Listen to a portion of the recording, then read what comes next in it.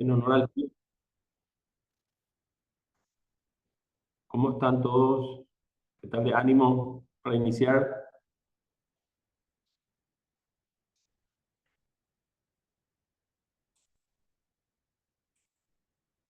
Buenas tardes, profesor. Buenas tardes, compañeros. ¿Cómo están todos? Vamos a iniciar Buenas tardes, buenas tardes. Podemos empezar. Bueno, Cuando me diga, profe. bueno, al instante, ahora mismo.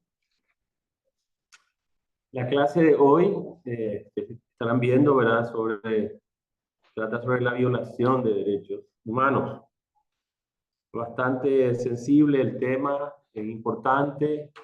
Y bueno, una vez que eso se produce, tenemos las herramientas de defensa, medidas de protección a las víctimas. También vamos a hablar de los procedimientos legales que puede uno recurrir, un mecanismo de denuncias y una tabla de derechos que emanan de la persona humana.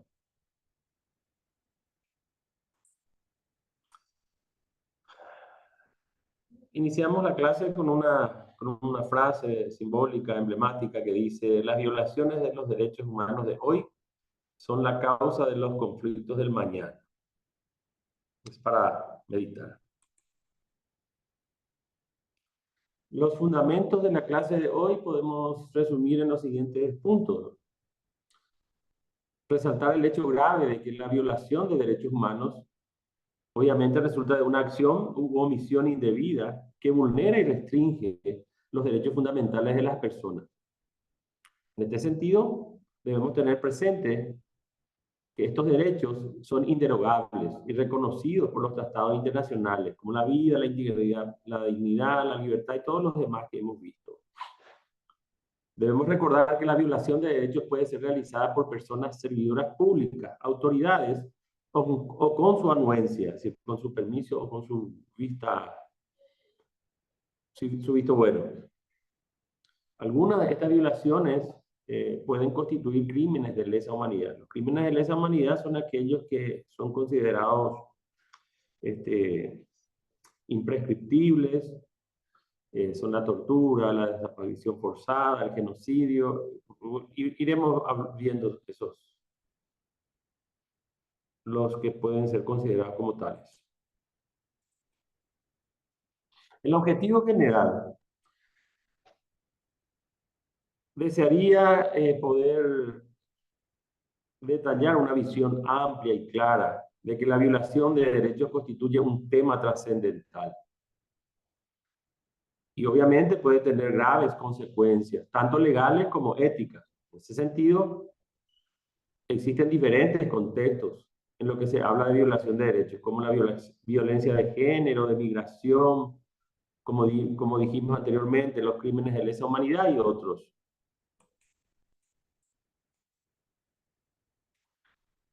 Y como objetivos específicos podemos tener la determinación de la importancia de la tabla de los derechos humanos como herramienta innovadora. Es una tabla que facilita el reconocimiento de los derechos humanos ordenados.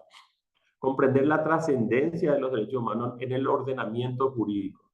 Esto lo vamos a ver justamente haciendo un paralelo con nuestras leyes. Para conocer las herramientas para la defensa y promoción de los derechos humanos y familiarizarse con las medidas de protección, los procedimientos legales y los mecanismos de denuncias.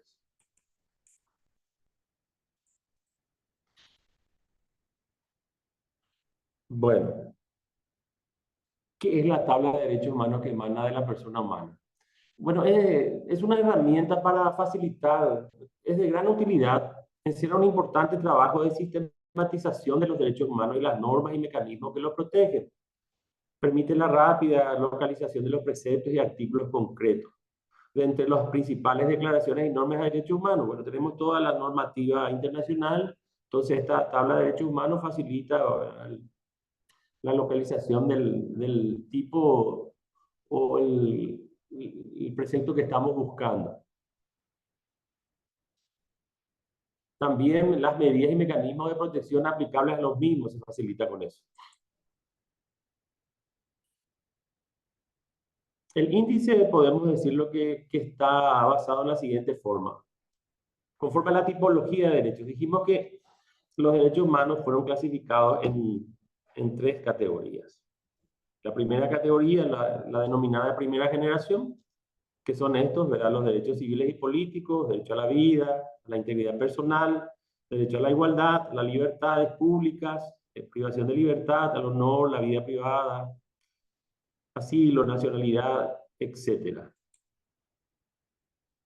Los derechos en relación a la administración de justicia, el derecho al debido proceso, a la defensa, eh, a ser reconocido su inocencia, la presunción de inocencia, la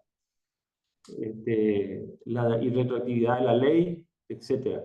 Derechos de los detenidos y presos de los inculpados en procesos penales, lo que estuve mencionando, ¿no? Derechos económicos, sociales y culturales. Estos son los de segunda generación. Y ya habíamos manifestado que la primera sobrevino, ¿verdad?, como producto de la Revolución Francesa, y esta otra como producto de la Revolución Industrial. Y se refiere a la seguridad social, la salud, educación, nivel de vida adecuado, medio de subsistencia, derecho a la vivienda digna, alimentación, agua potable, familia, la familia, el medio ambiente, etc. Derecho en relación al empleo, los derechos a las víctimas de los derechos humanos. Índice por materias. Bueno, tenemos también la violación de derechos humanos específicos, los genocidios, crímenes de guerra y crímenes de lesa humanidad, torturas y otros tratos o penas crueles, inhumanos y degradantes. Estos que acabo de mencionar son todos considerados crímenes de lesa humanidad. La esclavitud, la servidumbre, el trabajo forzado, prácticas análogas, desaparición forzada de personas, apología del odio. La propaganda a favor de la guerra, el terrorismo, la usura, la explotación del hombre por el hombre, el derecho humanitario en conflictos armados. Esto habíamos hecho una determinación de la diferencia entre el derecho humano general, ¿verdad? El derecho humano en conflictos armados es el que dio origen a la Cruz Roja y tiene como fin prestar servicios en áreas donde existen conflictos bélicos. Los prisioneros de guerra y la sociedad civil afectada a estos eventos, ¿verdad? Dio lugar al nacimiento de la Cruz Roja Internacional. Limitaciones a los derechos humanos, sujeción de derechos y las tablas de ratificaciones y reservas. Bueno, los derechos humanos en el ordenamiento jurídico. ¿Qué es el ordenamiento jurídico? Podemos definirlo como el conjunto sistemático de leyes y normas que componen jurídicamente a un Estado, es decir, el conjunto, el total de las normas con que un Estado o una nación se rige en un momento dado de la historia. Obviamente, tenemos, por ejemplo, como ejemplo, el Código Penal de 1914 formaba parte de nuestro ordenamiento jurídico hasta su derogación y la entrada en vigencia del Código Penal paraguayo que nos rige actualmente, en 1997. A eso se refiere, ¿verdad? A un momento dado de la historia. Así como así también la Constitución de 1992, ¿verdad?, que vino a reemplazar a la de 1967. Todas las demás, prácticamente todas las demás han sido cambiadas. ¿Y qué es el orden jurídico? El orden jurídico es el que tiene su punto de partida en una norma fundamental. En el caso de nuestros estados, ¿verdad?, republicanos, se corresponde con la Constitución o Carta Magna. Es un pacto social que sostiene a las demás normas, de lo general a lo particular. Eso es lo que vamos a mencionar por el momento. Con respecto al ordenamiento jurídico, podemos decir que no solamente comprende las normas nuevas con que una sociedad decide regirse, sino también con un conjunto tradicional de reglas que componen su modo de comprender la justicia. Por eso, por esa razón existen dos modos distintos de comprenderlo. La corriente normativa, se basa en el ius naturalismo, derecho natural. Plantea que todo ordenamiento jurídico se sostiene en base a una serie de juicios de valor, es decir, una sociedad tiene principios, valores, creencias, convicciones, que según, de algún modo, ellos los consideran inherentes al ser humano. Nosotros sabemos que en nuestro caso particular, los principios, los juicios de valor y nuestras creencias tienen un sustento basado en la religión mayoritaria, que es la Iglesia Católica.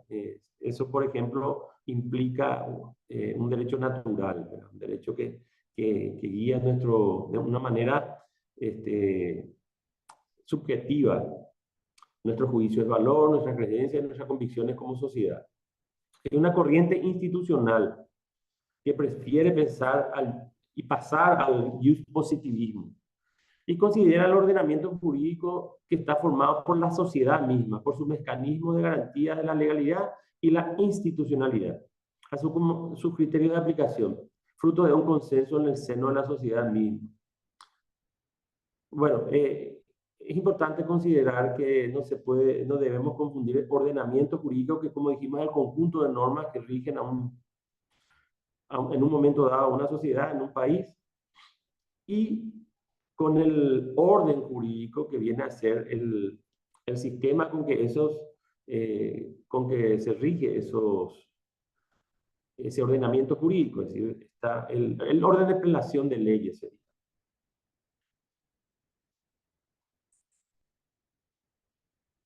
El ordenamiento jurídico, sabemos, es concreto y orgánico. Consiste no solo en un cuerpo de normas, sino también en las necesarias para su modificación, elaboración, desarrollo, aplicación y evaluación. Evoluciona constantemente conforme a las necesidades que su aplicación amerita.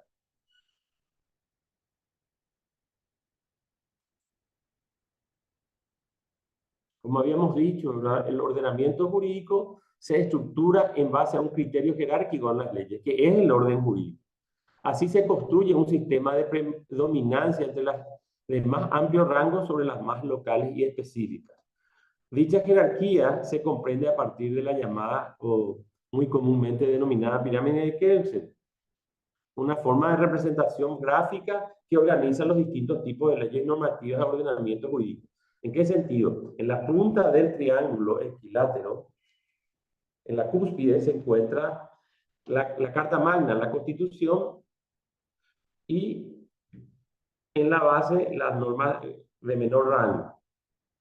En la cima se encuentran las leyes constitucionales y los tratados internacionales firmados por los países, y en la base las leyes de instituciones locales o parroquiales, pasando por diversos peldaños, claro, diversos peldaños. Cada ordenamiento jurídico establece su propia pirámide de Kelsen. En nuestra Constitución podemos mencionar el artículo 137, establece ese orden de prelación de leyes en el siguiente sentido, textualmente. La ley suprema de la República es la Constitución.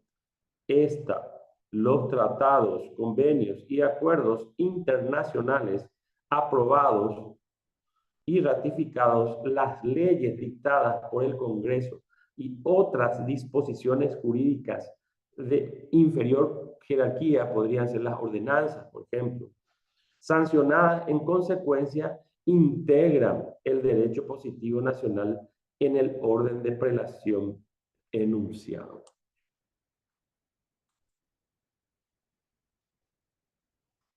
Bueno, ¿cuál es la importancia del ordenamiento jurídico? En primer lugar, en un Estado de Derecho, nadie tiene facultades absolutas. Están el presidente y hasta todas las autoridades tienen regladas y limitadas sus facultades. Podemos mencionar el refrán dado por Cicerón en el derecho romano: nulla potentia supra leyes esse debet. Significa que no existe poder superior, no debe existir poder superior a las leyes. Eso implica que nadie está por encima de la ley en el Estado, en un régimen de Estado de Derecho. El ordenamiento jurídico es fundamental para la construcción de una sociedad en paz, con un Estado de Derecho, como puedo mencionarlo. Entonces, es capaz de regirse a sí misma mediante una serie estructurada y coherente de normas La presencia de derechos fundamentales en un ordenamiento desarrolla unos efectos condicionantes que van más allá de la estructura normativa del mismo y afectan de lleno la articulación de los poderes que interactúan en el seno de ese ordenamiento. Bueno, ¿cómo podemos determinar derechos humanos en nuestro ordenamiento jurídico? Y bueno, vamos a partir de nuestro orden jurídico, tomando como referencia en nuestra norma fundamental, nuestra Constitución, y podemos ver de un somero análisis que en ella están insertas todos estos derechos que acabamos de mencionar, de primera, segunda y tercera generación, y podemos mencionar, por ejemplo, el derecho a la vida, el artículo 4, la prohibición de ser sometido a torturas, artículo 5, la calidad de vida, el ambiente, el derecho a un ambiente saludable, que ya es de segunda generación, protección ambiental, la libertad y seguridad de las personas, está prohibida la esclavitud y otras servidumbres, artículo 10,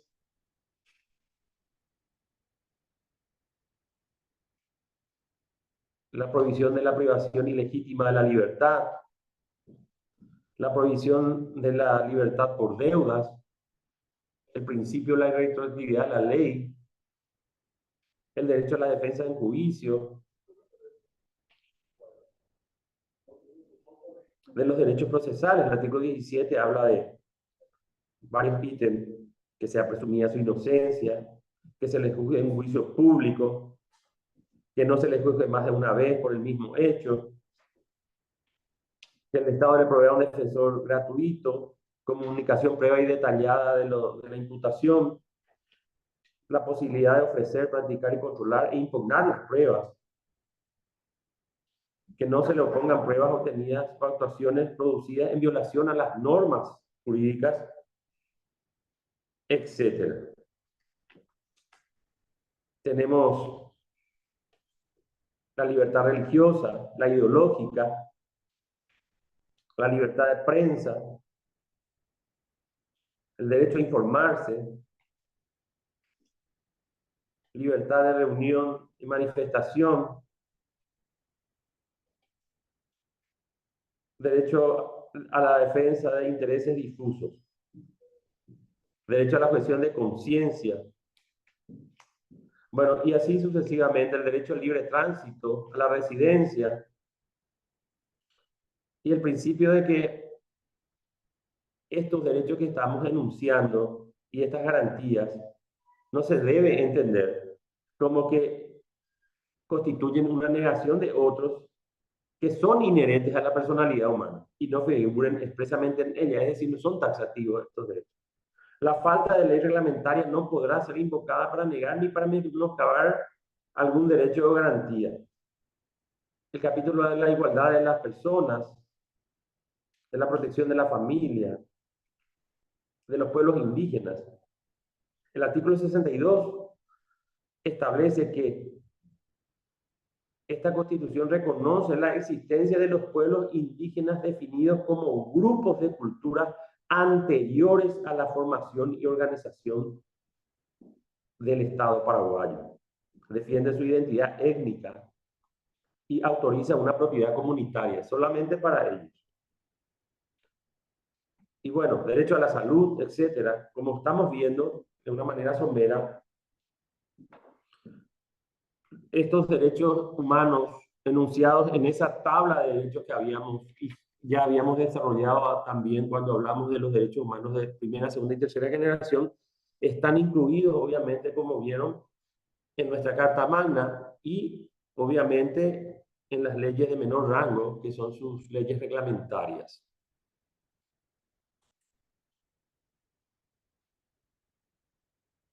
¿Cuáles son las herramientas para la defensa y promoción de los derechos humanos? Los instrumentos y mecanismos de las Naciones Unidas, vamos a ver eso primero. El marco legal. El marco legal sabemos que está integrada principalmente por la Declaración Universal de Derechos Humanos, que ya hablamos de ella, y los demás tratados internacionales que forman la Carta Internacional de Derechos Humanos. Existen 10 órganos creados en virtud del tratado con expertos que supervisan la implementación de estos acuerdos. Vamos a ver más adelante eso. Estos órganos creados en virtud de la Carta, estos incluyen al Consejo de Derechos Humanos, los procedimientos especiales, el examen periódico universal, este es denominado el EPU.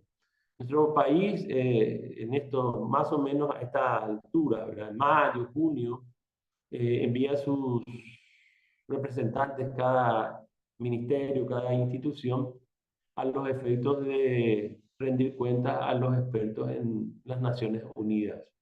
Existe también un sistema para poder cumplir con este compromiso internacional que fue creado por el Ministerio de Relaciones Exteriores, tengo entendido, que se llama el CIMORE, que es un sistema de monitoreo de recomendaciones que facilita, utilizando la tecnología, el ir poniendo al día las diversas recomendaciones conforme a cada ente rector. Y esto ellos envían de manera sistematizada, entonces facilita el trabajo de respuesta a estos organismos. Bueno, existen mecanismos de protección tanto para los derechos humanos como para las víctimas de violaciones de derechos humanos. Y estos incluyen organismos y procedimientos de vigilancia, control, como los mecanismos de denuncia, queja y petición. Existe un manual de protección para defensores y defensoras de derechos humanos. Y ese manual proporciona herramientas teóricas y metodológicas para facilitar el trabajo en materia de protección de derechos humanos. Está diseñada para facilitadores que trabajan con organizaciones locales y poblaciones en zonas específicas. ¿Cuáles son algunas medidas que se toman para proteger estos derechos humanos? Y bueno, se tiene como base la Declaración Universal de Derechos Humanos, y sabemos que en base a este documento, los derechos humanos fundamentales deben protegerse a nivel internacional. La Declaración Universal de Derechos Humanos es un hito importante en la promoción y protección de estos derechos. Y a partir de ella fueron creados instrumentos legales y tratados internacionales que amplían la legislación de derechos humanos. Estos instrumentos establecen obligaciones para los estados en la promoción y protección de los derechos humanos. Por ejemplo, tenemos la Oficina del Alto Comisionado para los Derechos Humanos, con sede en Ginebra. Es el organismo encargado directamente de promover y proteger los derechos humanos. Apoya a los departamentos de derechos humanos en misiones de mantenimiento de la paz en varios países y elabora informes sobre situaciones irregulares. Podemos mencionar otro organismo, otra oficina similar, que es el ACNUR, que es el Alto Comisionado de las Naciones Unidas para los Refugiados, que se encarga obviamente del estudio de la calificación de los refugiados. El Consejo de Derechos Humanos, establecido en el 2006. Este órgano intergubernamental se reúne en Ginebra y es responsable de abordar cuestiones relacionadas con los derechos humanos. Sustituyó a la Comisión de Derechos Humanos, que tenía 60 años de trabajo a sus espaldas. ¿Cuáles son sus medidas específicas? Garantizar el control de las fuerzas militares y de seguridad, asegurar el debido proceso, la equidad y la imparcialidad en los procedimientos judiciales, reforzar la independencia judicial y proteger a los profesionales del derecho, la medicina, la salud, los periodistas y los defensores de los derechos humanos. ¿Cuáles son las herramientas para la defensa y promoción de los derechos humanos en el ámbito de la sociedad civil? Bueno, evidentemente que promover los derechos humanos en una comunidad es esencial para garantizar una sociedad justa y equitativa. Muchas veces resulta que las personas no saben por dónde empezar y qué acciones pueden tomar para fomentar estos valores. Y para promover los derechos humanos en la comunidad, resulta necesario llevar a cabo ciertas acciones. A continuación menciono 5 de las más importantes y efectivas. En primer lugar, podemos decir que debemos informar y educar a la comunidad sobre los derechos humanos, su importancia. Esto se puede lograr a través de campañas de sensibilización, charlas educativas y difusión de información en medios de comunicación. Participar en organizaciones y grupos que trabajen en la defensa de los derechos humanos. Es importante involucrarse en iniciativas que busquen proteger los derechos de grupos vulnerables, por ejemplo, el pueblo de los pueblos originarios. Podría ser, teniendo en cuenta que son agrupaciones de personas que se encuentran en situación de desventaja o riesgo de alguna u otra manera, como las mujeres, niños, niñas, personas con discapacidad y los del pueblo originario, como mencioné, ¿verdad? Otra manera es acostumbrarnos a denunciar las violaciones de los derechos humanos, no ser indiferentes, ¿verdad? Cuando esto se presenta. Y debemos estar alerta, obviamente, ante cualquier situación que vulnere los derechos de las personas y reportarla a las autoridades pertinentes. Es decir, un elemento fundamental es que el ciudadano tenga responsabilidad en su compromiso como elemento de defensa de los derechos humanos, como agente de defensa de los derechos humanos. Debemos promover la inclusión y la diversidad en la comunidad. Por eso es importante crear espacios donde las personas se sientan bienvenidas y respetadas, independientemente de su origen étnico, religión, orientación sexual o cualquier otra característica. Es decir, dejar de lado la discriminación por sus costumbres, modo de vestir. Es difícil, ¿verdad? Tenemos ciertos resabios, especialmente contra a una hora, al tiempo actual, con respecto a cierto determinado grupo de personas. Apoyar a organizaciones y grupos que trabajan en la defensa de los derechos humanos. Esto puede ser a través de donaciones, voluntariado o simplemente difusión de información sobre su trabajo. Estas organizaciones, las más de las veces se ven sobrepasadas en presupuesto y en material humano, en recursos humanos, para poder cumplir con sus cometidos.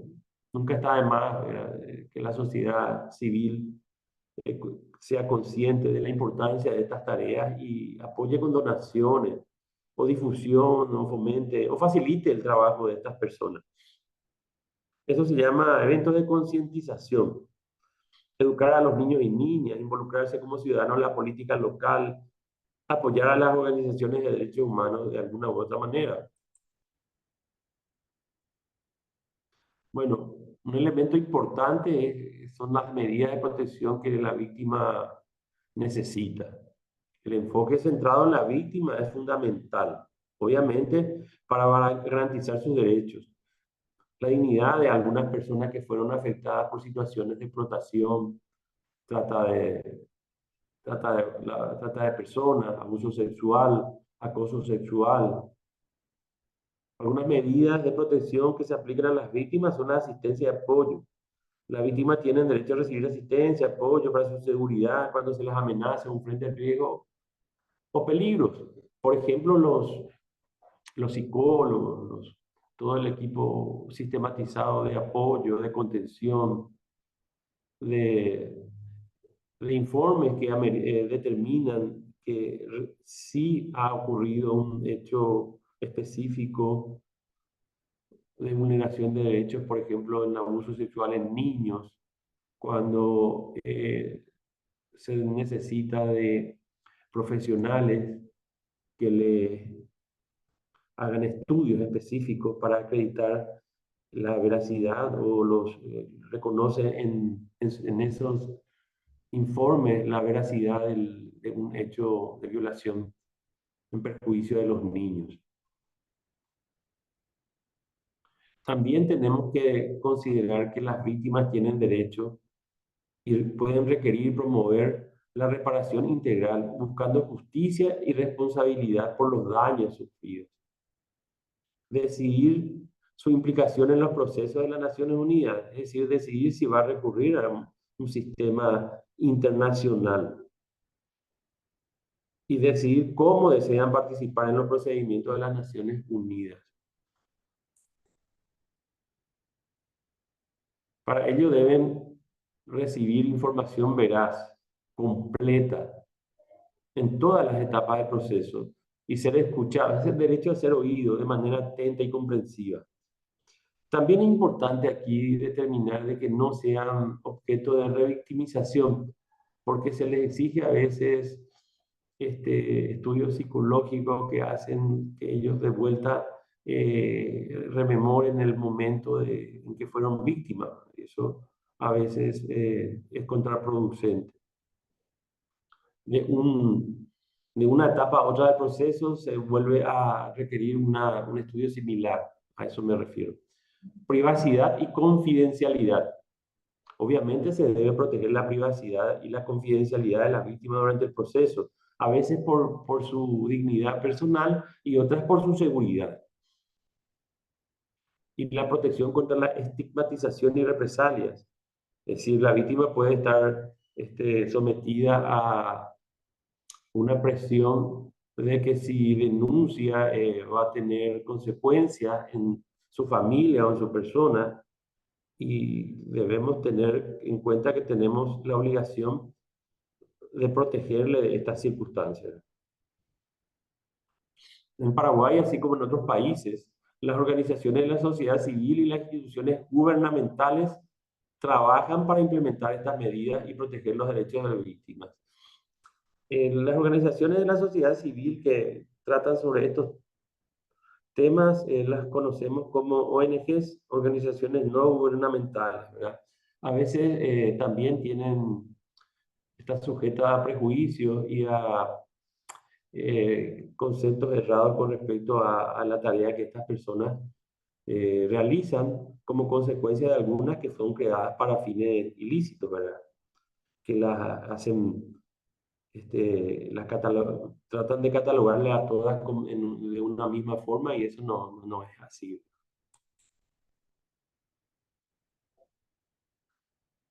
Los procedimientos legales a los cuales recurrir en caso de violación de los derechos humanos. Existen varios procedimientos legales. Podemos comunicarnos directamente. La comunicación individual es la víctima se comunica directamente ante los órganos del tratado que habíamos hablado, ¿verdad?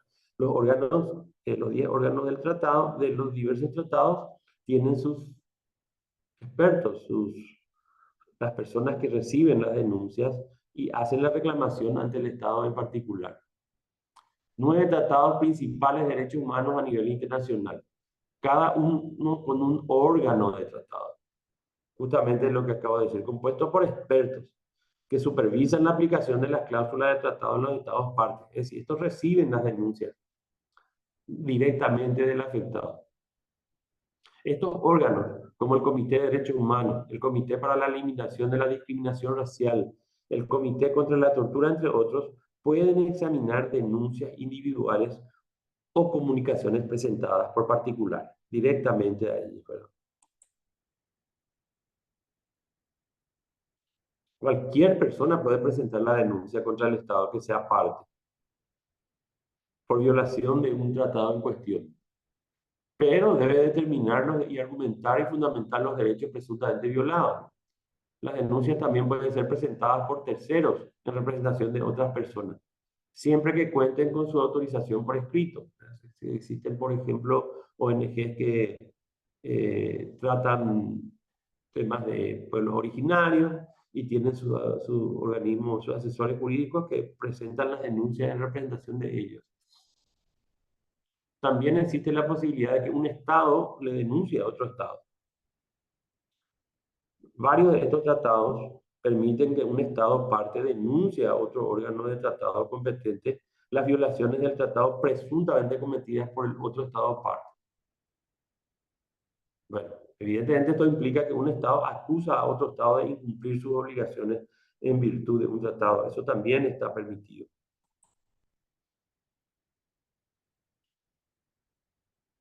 Atención a víctimas de violaciones de derechos humanos.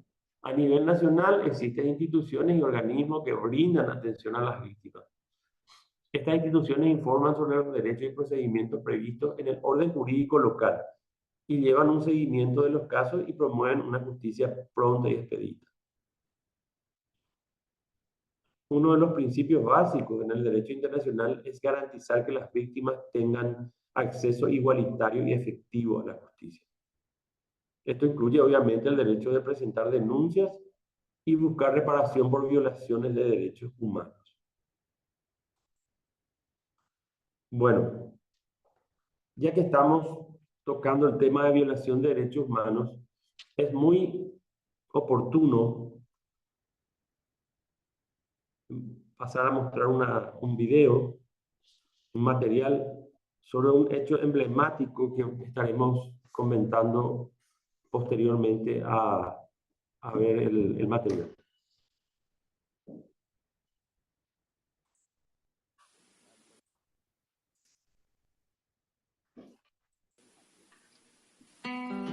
Anthony Hopkins, in his first movie role since Silence of the Lambs. You're a big fish around here, Dr. Filotica. And one day someone is going to fry you. One Man's War. A film based on the shocking true story of one man resisting a brutal dictatorship. Careful what you say in America. Fighting for what he believes in. They mean it this time. Trust me. Look, I calculate the risks I take. And ultimately fighting to save the lives of his family. Bastard tortured my son! Papa! An affecting real-life tale of courage, said the Chicago Sun-Times. Who did this? Was it a jealous husband? Or was it the policeman with fists and boots and the cattle prod and electrical equipment? You tell me, please. Hopkins is hot, said the Philadelphia Inquirer. It is for justice! For your brother. From cannibal to crusader. Now that's range, said New York Newsday. Enough is enough.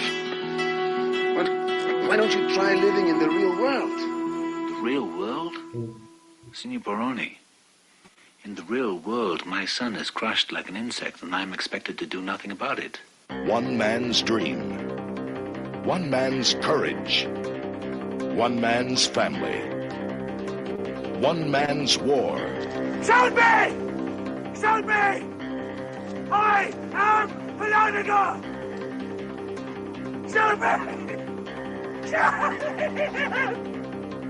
Anthony Hopkins of Silence of the Lambs, Academy Award nominee Norma Alejandro, and Ruben Blades in One Man's War.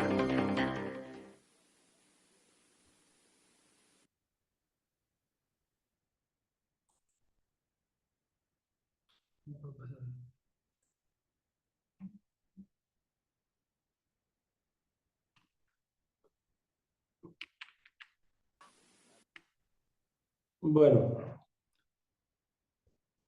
sí. Quiero hacer un pequeño comentario de este caso en particular. Tenemos que transportarnos a la década del 70, en 1976. El señor Filártiga tenía su domicilio en el barrio Sajonia. Residía allí con su familia, pero acostumbraba a realizar denuncias a los medios internacionales, a los Estados Unidos, con respecto a las violaciones de derechos humanos del régimen en aquellos días. Había recibido la advertencia por personeros del régimen de que debía suspender ese tipo de actividades o iba a recibir represalias tanto él o algún miembro de su familia. Evidentemente él hizo caso omiso, continuó con las denuncias contra las violaciones de derechos humanos de campesinos y de distintas índoles que se venía cometiendo en aquel entonces. Y bueno, su hijo Joelito Filártiga fue asesinado, encontrado muerto, y el acusado por su muerte era en ese entonces inspector alto, una autoridad policial, y ante tantos reclamos decidió el régimen estronista determinar que supuestamente el caso estaba concluido jurídicamente, habida cuenta de que fue un homicidio pasional, y en aquel entonces el homicidio pasional era aquel que el marido, encontrando a su esposa en un acto de infidelidad, podía, movido por una emoción extrema, acabar con la vida de la persona en cuestión y por ello era considerado inimputable y no se consideraba reprochable en aquel entonces. Había determinado de esa manera y de esa manera se decidió informar a la ciudadanía en los medios de comunicación restringidos en su difusión. De manera, no había libertad de prensa, no había, el único canal que había de televisión también le pertenecía y bueno, y esa fue la versión final del caso. Sin embargo, Jolito tenía rastros, su cuerpo tenía rastros de infinidad de actos de tortura, alambres por sus partes íntimas, torturas de diversas índoles, que ningún médico se animaba a determinar como hechos de tortura, porque también, por ejemplo, Agustín Boiburú había tenido ese problema, se negó a determinar como muerte natural algunos cuerpos que él consideraba que de ciudadanos que fueron torturados, y a partir de ahí también esa trayectoria había empezado su calvario, que todos sabemos que constituye también un caso emblemático de víctima de la dictadura. Sin embargo, la situación tuvo un giro cuando, encontrándose Filártiga en Estados Unidos, Américo Norberto Peña también se encontraba en Estados Unidos con visa de turista, sin embargo se encontraba trabajando, entonces iba a ser expulsado por las autoridades migratorias de Estados Unidos, y él, Filártiga, puso a consideración la denuncia de que este señor era el responsable directo de como torturador de la muerte de su hijo. Presentó una demanda contra Peña Irala.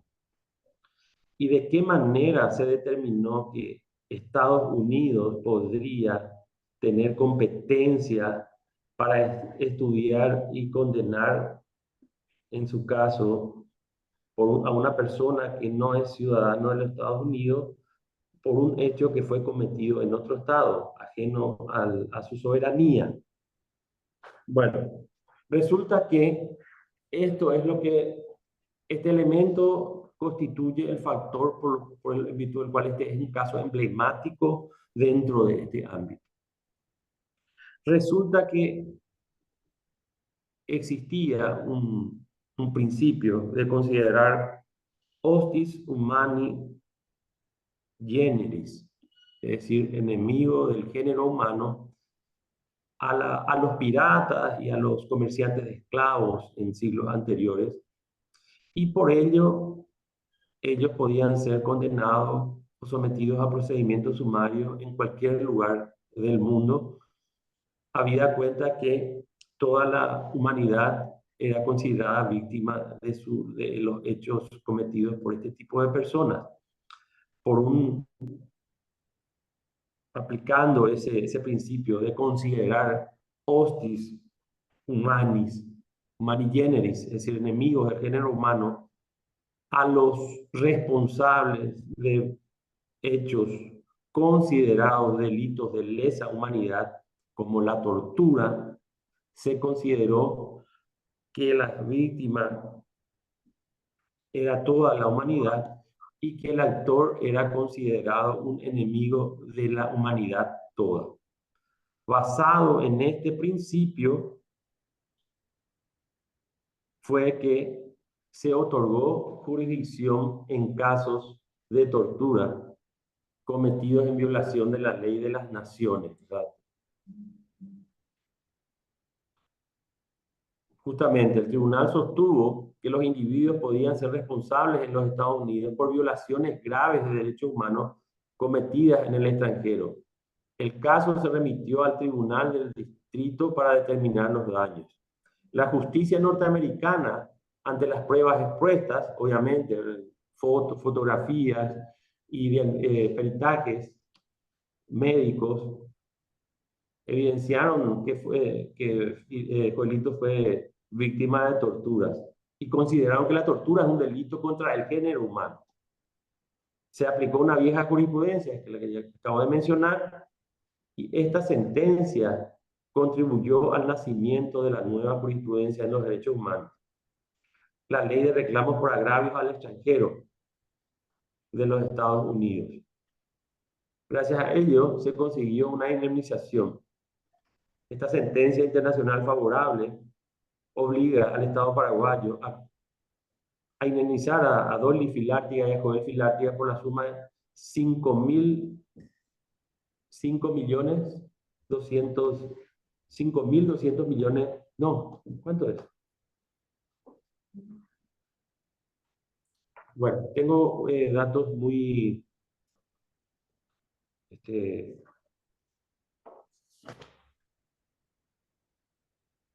prácticamente 10 millones de dólares, porque son dos montos, 10 millones de dólares, por dos conceptos, sí. En resumen, el caso Filártiga versus Peña Vidala estableció un precedente importante al permitir que las víctimas de violaciones graves de derechos humanos busquen justicia en los tribunales estadounidenses, incluso cuando los hechos ocurrieron fuera del país. Por eso es que este caso ha tenido un impacto significativo en la jurisprudencia internacional y en la lucha contra la impunidad por crímenes atroces. Es un ejemplo poderoso de cómo los tribunales pueden abordar violaciones graves de derechos humanos, incluso cuando los hechos ocurrieron fuera de la frontera de los Estados Unidos.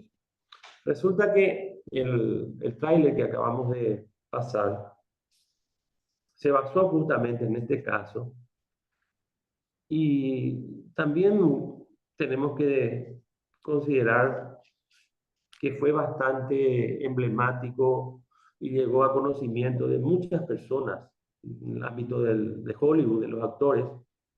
Anthony Hopkins acababa de tener un éxito bastante grande con su película El silencio de los inocentes. Norma Leandro había recibido el Oscar como película extranjera. Rubén Blades, todos conocemos sus atributos como cantante y como actor, se habían interesado y se pusieron a disposición y llevaron adelante el proyecto de llevar al cine este caso. E inclusive tengo entendido que Anthony Hopkins renunció a todo tipo de honorarios por este trabajo. Eso implica realmente una manera de apoyo, de colaborar, como habíamos dicho, desde cada uno de nuestras profesiones y de lo que podemos aportar para poder promover y defender los derechos humanos de las personas. Es un claro ejemplo de cómo podemos, desde nuestro lugar, de nuestro grano de arena, aportar nuestro grano de arena desde nuestra experiencia, de nuestra profesión, de nuestras capacidades, ¿verdad? Cada uno de nosotros. Me gustaría saber si alguno de ustedes vio esta película, llegó a ver esta película y qué comentarios pueden dar al respecto.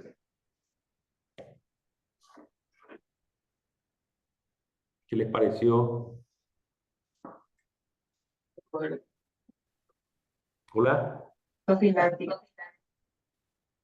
Hola.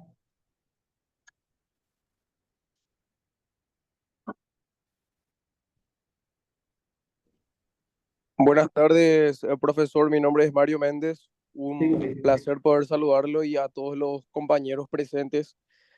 Profe, yo no tuve la oportunidad de ver la película, pero ya que estabas mencionando el caso de indemnización, de demandas al Estado, me tocó recordar nada más una historia que había leído del caso de Napoleón Ortigosa, que supongo ustedes estarán en conocimiento también de su historia, que fue el preso político más antiguo que se tuvo en el país, y estuvo preso 25 años aproximadamente, y que lastimosamente falleció en el 2006, que también había demandado al Estado, y el Paraguay se vio obligado al pago de una indemnización de aproximadamente $1 millón, profesor.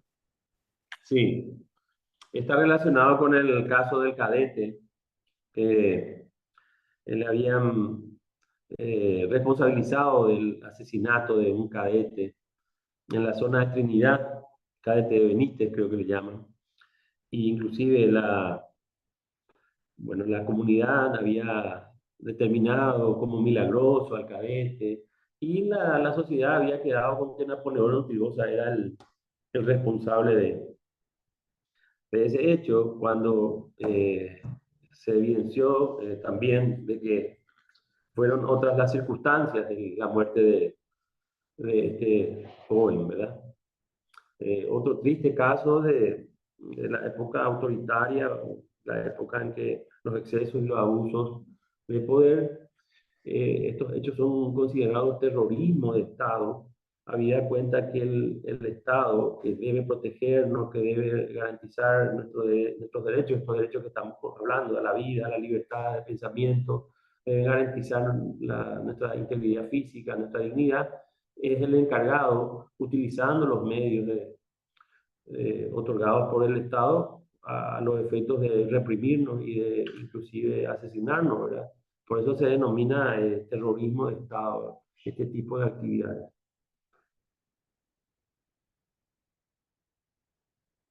Hola. Sí, profe, y Profe, yo justamente, sí, adelante, compañero.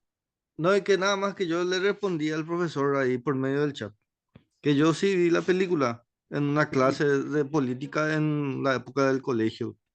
Y era muy fuerte en relación a cuando el doctor Filártiga le había encontrado a su hijo ya muerto, le hicieron meter adentro de la casa y le empezó a hacer su propia autopsia a su papá sobre una mesa. Y ahí vio que no fue así por muerte, sino que fue torturada, que le metieron cosas en el miembro masculino y sufrió descarga eléctrica y muchas cosas, ¿verdad?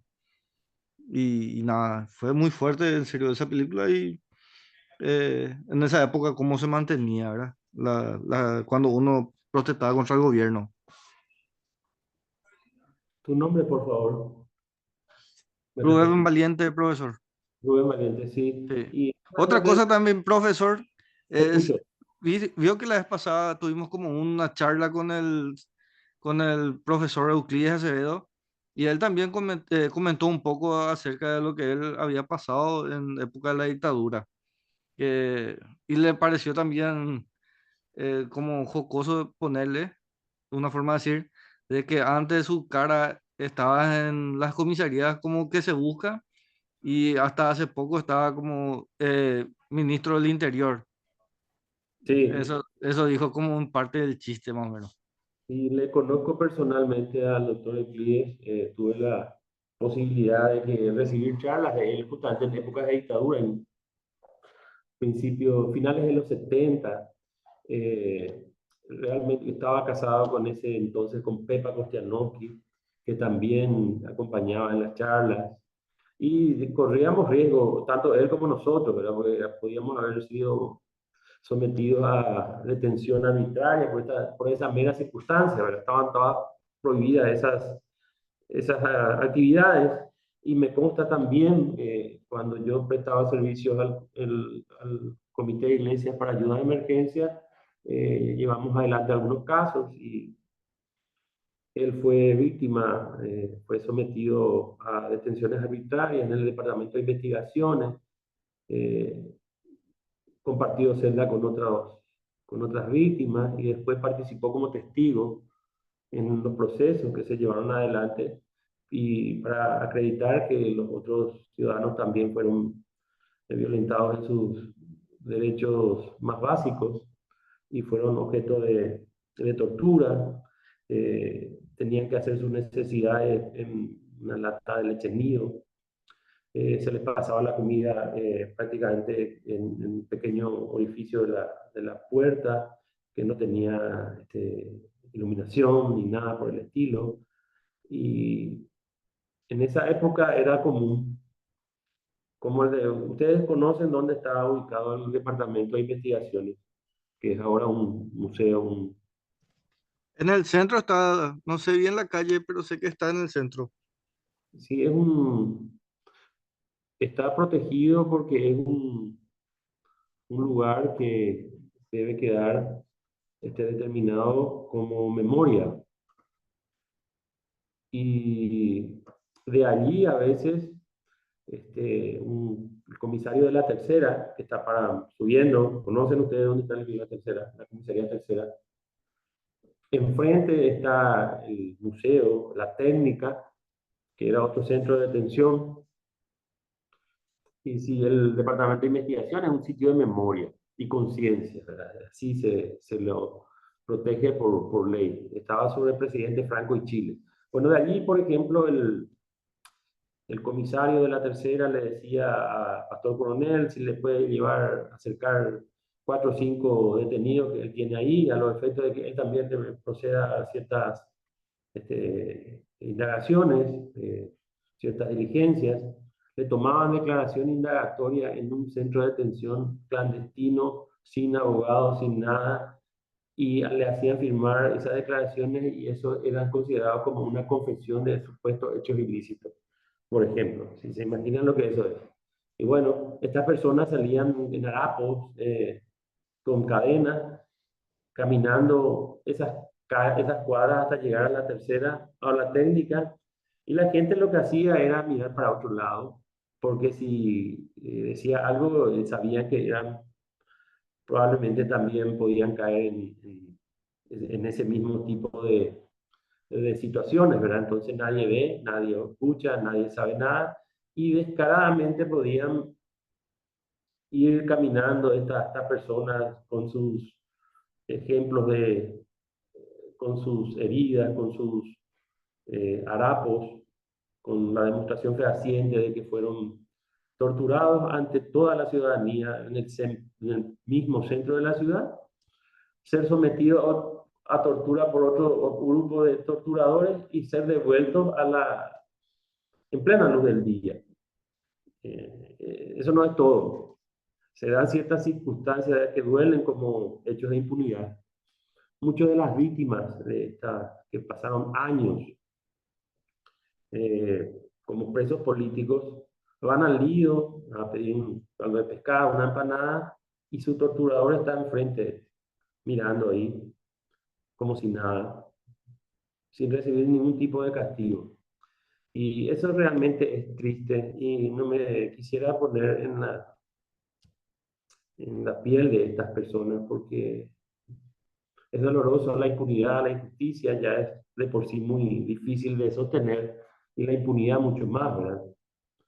Tenemos el ejemplo de la Argentina que al año del advenimiento de la democracia, los miembros de la Junta Militar fueron sometidos a procesos y condenados de una manera totalmente ejemplar, con un discurso, con un alegato final del fiscal, que hasta ahora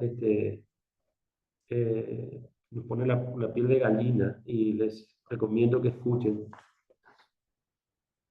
Sí, es una película también que Ricardo Darín protagonizó como el fiscal que llevó adelante esta investigación, y sus ayudantes fueron jóvenes que justamente se ofrecieron como voluntarios para, sin tener las herramientas de la tecnología actual, juntar infinita cantidad de documentación y declaraciones en toda la Argentina de aquellas personas que fueron víctimas de estas violaciones de derechos humanos, y en su conjunto prepararon una acusación formal, documentada, sistematizada, con la cual pudieron realmente llegar a una condena. Esta es una película también denominada 1985,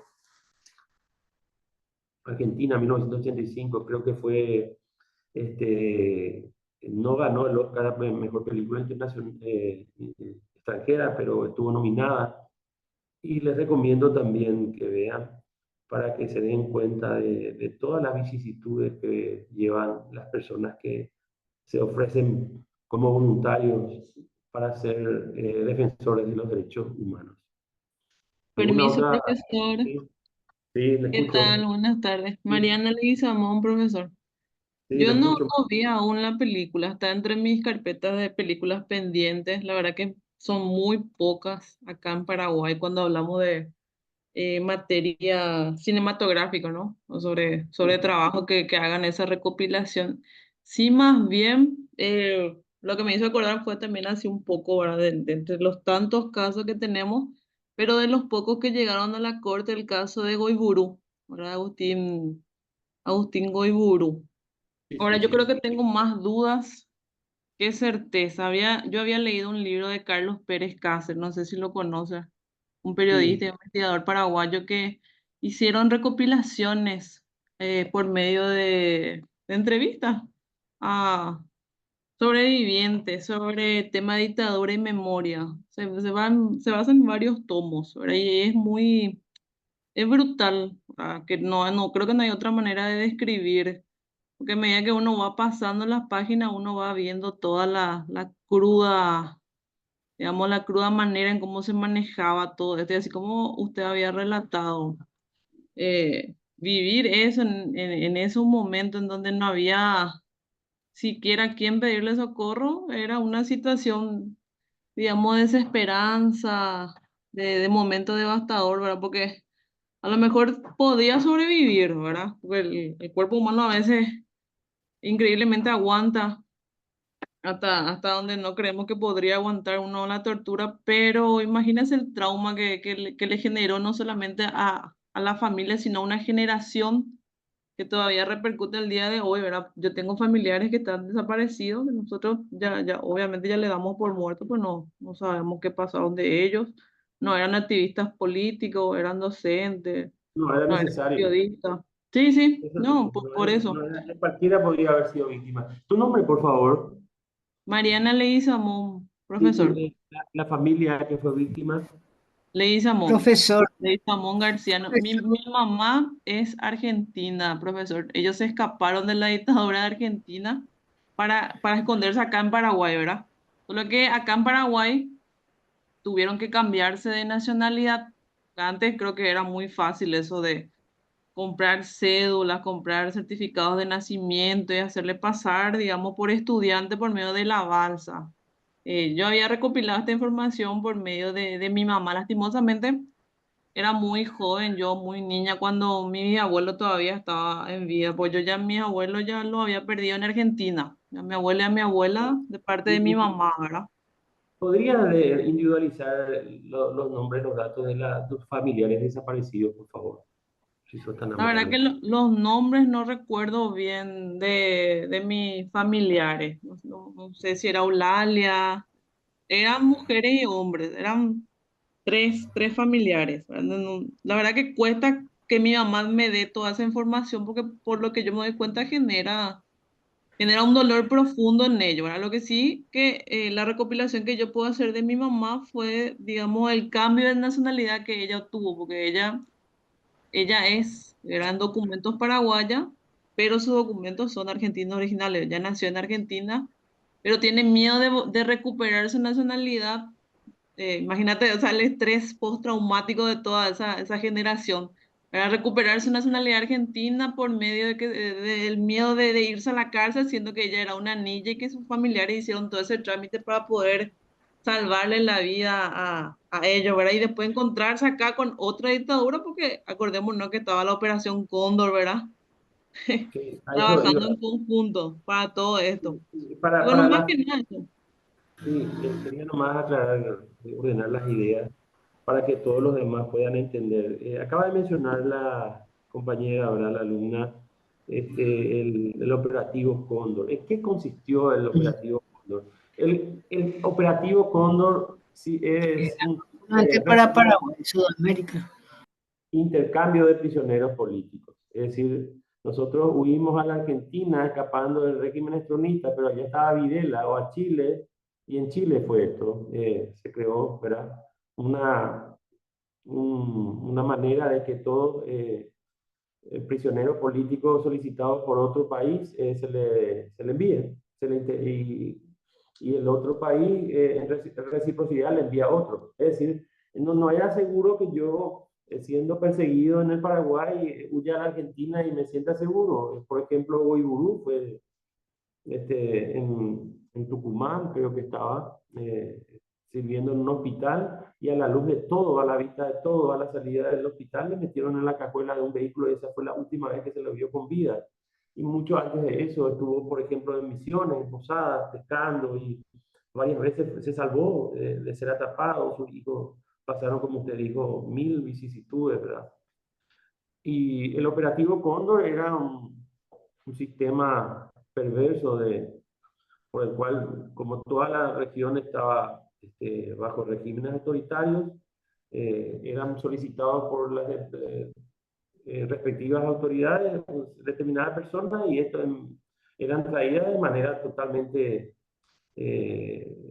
negando ese hecho, ¿verdad? De manera clandestina. No, los familiares no sabían finalmente dónde fue a parar el desaparecido, ¿verdad? Si volvió al Paraguay, si le trajeron al Paraguay. Lo único que sabían es que desapareció y nadie se hacía responsable de ese supuesto hecho, ¿verdad? Buenas tardes, profesor. Mucho. Susana Kovac le saluda. Sí. Nosotros en una materia anterior que se llama Idea Política estuvimos viendo justamente varios expresidentes del Paraguay, entre ellos Stroessner. Entonces estuvimos con los datos, ¿verdad? Y con la historia de lo que fue, ¿verdad? El descubrimiento del archivo terror, ¿verdad?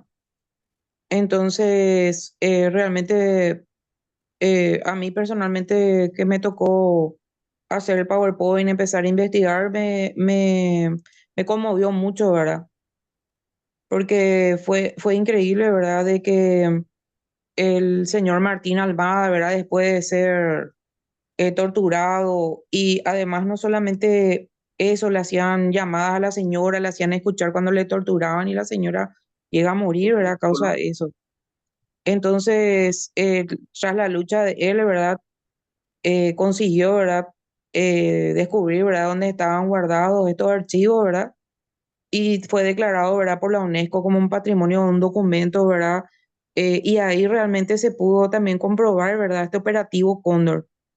Y realmente increíble la historia. Y en cuanto al documental de Joelito, ¿verdad? Como le dicen, ¿verdad? Caso Filártiga, realmente a veces decimos, bueno, por algo que haya hecho el padre, bueno, pagó el hijo, pero creo que tengo entendido así que a él le torturaron porque quería que él justamente firme una confesión, ¿verdad? Diciendo que su papá, algo contra el padre, ¿verdad?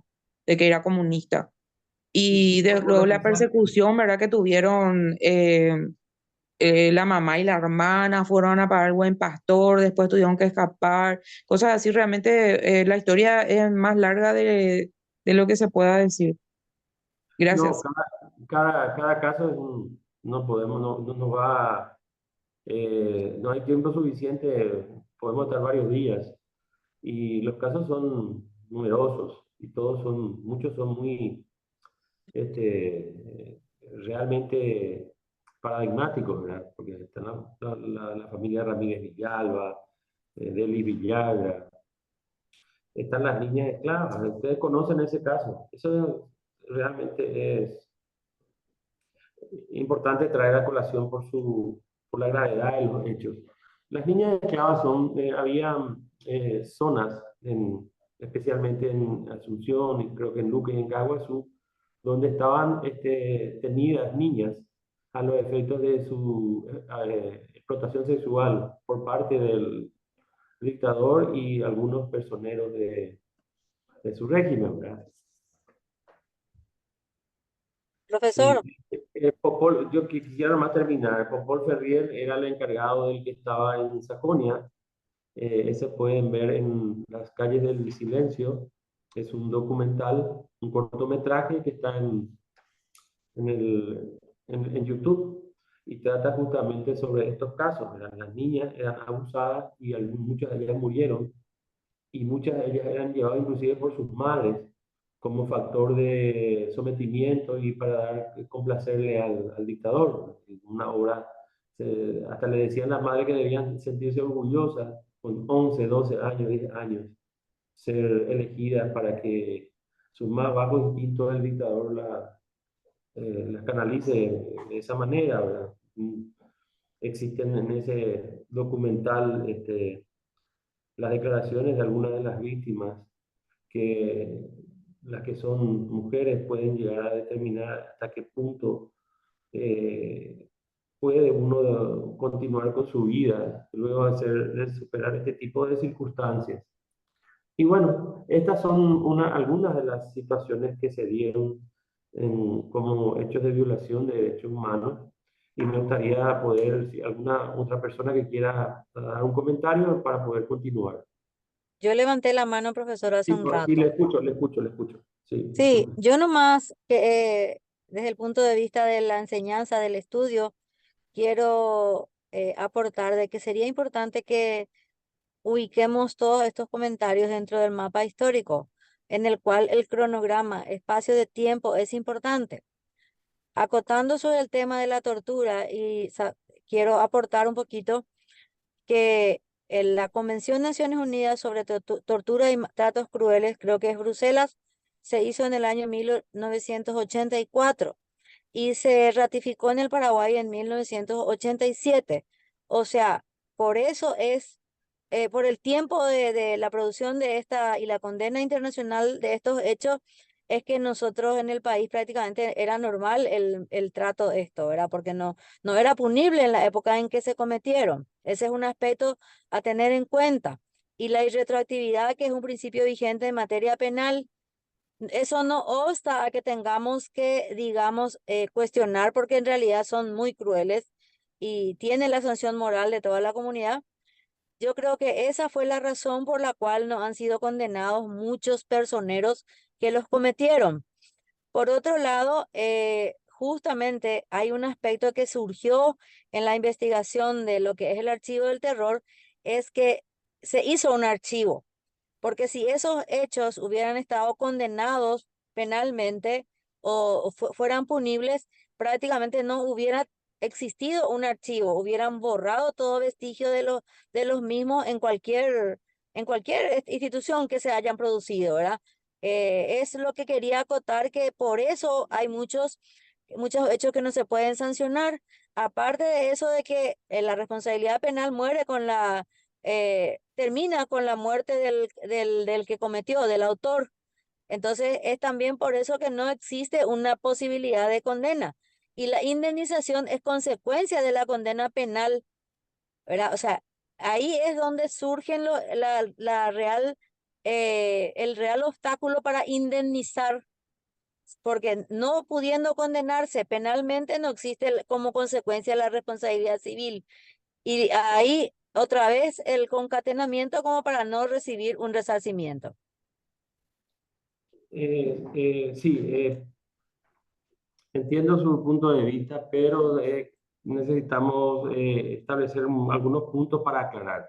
Obviamente que el ordenamiento jurídico del país, y como habíamos mencionado, el régimen autoritario del general Stroessner no determinaba en su código penal la tortura, la desaparición forzada, obviamente como hechos punibles. Es más bien tenía establecido leyes represivas ante todos los derechos. Es más, estábamos bajo régimen de estado de sitio permanente, hasta inclusive las garantías individuales de habeas corpus y otras estaban suspendidas en el país. Y este tipo de cosas se dieron, obviamente, una vez que cayó el régimen, empezaron a haber algunas denuncias, algunos casos, y pretendieron establecer que ya prescribieron los hechos por haber transcurrido 20, 25 años, y como estamos estamos repitiendo una y otra vez, estos hechos de delitos de lesa humanidad son considerados imprescriptibles. Otro de Sí, los, otro de los elementos que habían establecido era que no había un tipo penal. Entonces, la solución era considerar un hecho de tortura como lesión grave, que sí estaba tipificado al momento de la comisión del hecho. Y otras de las soluciones que se dan, por ejemplo, la Corte Suprema de Justicia de la Nación Argentina había sostenido por mayoría de los miembros que por entonces la integraban, que no solamente la imprescriptibilidad de la acción penal de un delito de lesa humanidad, sino que a pesar de que haya sido perpetrado por el aparato estatal, que es el terrorismo de Estado que había mencionado, aun cuando para esa época no se encontraba vigente la Convención sobre imprescriptibilidad de los crímenes y los crímenes de lesa humanidad. Es decir, la Corte Suprema de Justicia de la Nación Argentina considera que es el hecho punible investigado por hechos de violación de derechos humanos en la época de la Junta Militar, de la dictadura militar, a pesar de no haberse todavía, ¿verdad?, suscrito la Convención sobre imprescriptibilidad, son considerados imprescriptibles y son considerados ya también de alguna manera sometidos a la justicia, en el sentido de que no pueden ser extinguidos por el transcurso del tiempo. ¿Y cuál es la razón? Y una razón sencilla. Evidentemente que no se puede contar todo el tiempo transcurrido durante la vigencia de ese régimen, porque era inútil, no se iba a poder aplicar o presentar una demanda en aquel entonces. ¿Quién se iba a animar? ¿O existía alguno? ¿Existía algún juez? El Poder Judicial íntegramente respondía al dictador. El Poder Legislativo también. El Poder Administrador era presidencialista. Él tenía facultades por 6 meses al año de decretar decretos leyes, es decir, decretos con fuerza de ley. No podía ser sometido a juicio político. Es decir, era dueño del país. ¿Y qué denuncia iba a presentar en ese entonces? Obviamente, una vez que nos liberamos de su régimen, podemos decir que hay un poder judicial o un fiscal o un juez que me va a recibir mi denuncia. Y es lógico que ese tiempo que transcurrió hasta que yo tenga esa posibilidad no puede ser considerado como defensa para conseguir la impunidad, ¿verdad? La extinción por el transcurso del tiempo. Por eso es que este tipo de delitos, reconociendo que es imposible que sea sometido a la justicia en tiempos de régimen autoritario, son considerados imprescriptibles. Y hemos abordado otros puntos. También pueden ser juzgados en otro país por los motivos que hemos esgrimido en el caso Filártiga y Peña, ¿verdad? Eso nada más quería agregar. Bueno, tenemos que continuar con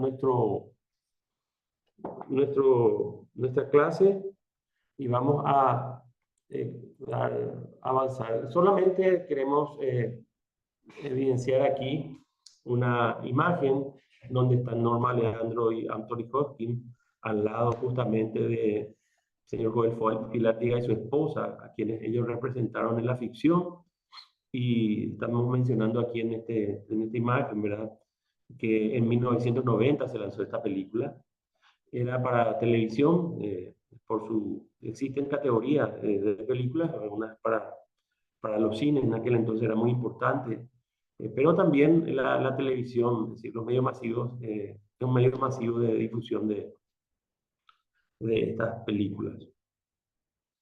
En noviembre de 2018, el doctor Filártiga había sido condecorado por el Senado de la Nación, que le rindió un homenaje por su inquebrantable lucha por la salud, la libertad y la justicia. Y el 5 de julio del 2019, por suerte en vida, fue objeto de este homenaje. Fallece el doctor Filártiga a los 86 años de edad, tras una vida dedicada a los derechos humanos. Aquí tenemos una imagen, le está exhibiendo la inmensa cantidad de heridas, de lesiones que tuvo su hijo. El cuerpo torturado de Joelito está exhibiendo, y al lado una imagen de su hijo, la víctima, ¿verdad? Bueno, los mecanismos de denuncia.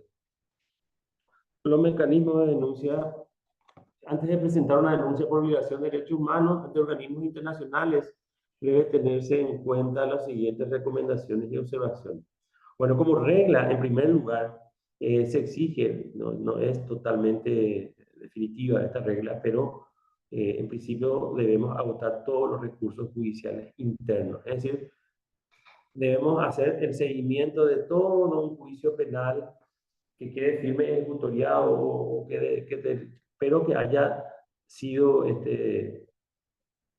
pasible de innumerables irregularidades que den lugar, ¿verdad?, a que sea examinado ese proceso, sea fiscalizado, auditado por los organismos internacionales. Antes de presentar una denuncia por violación de derechos humanos ante instancias internacionales, se exige como regla general el agotamiento de los recursos judiciales internos establecidos en el Estado, en el que se ha producido la presunta violación de derechos humanos que se pretende denunciar. No obstante lo anterior, en determinados casos y en determinadas circunstancias, es posible acudir ante instancias internacionales sin haber agotado los recursos judiciales internos, pudiendo citarse, entre otras, las siguientes excepciones. Yo puedo decir de que como excepción a esta regla es cuando el sistema, habiéndole dado un tiempo razonable, se determina como ineficaz, insuficiente y que no existe la posibilidad de que en un plazo razonable pueda actuar brindando justicia. Como se dice vulgarmente, a veces algunos procesos se quedan tan enmarañados, como se dice en guaraní, un jefe a propósito, o un laberinto de circunstancias que hacen presumir de que no va a ir a ningún lado. Es decir, que prácticamente la persona va a necesitar vivir 150 años a los efectos de considerar alguna posibilidad de justicia.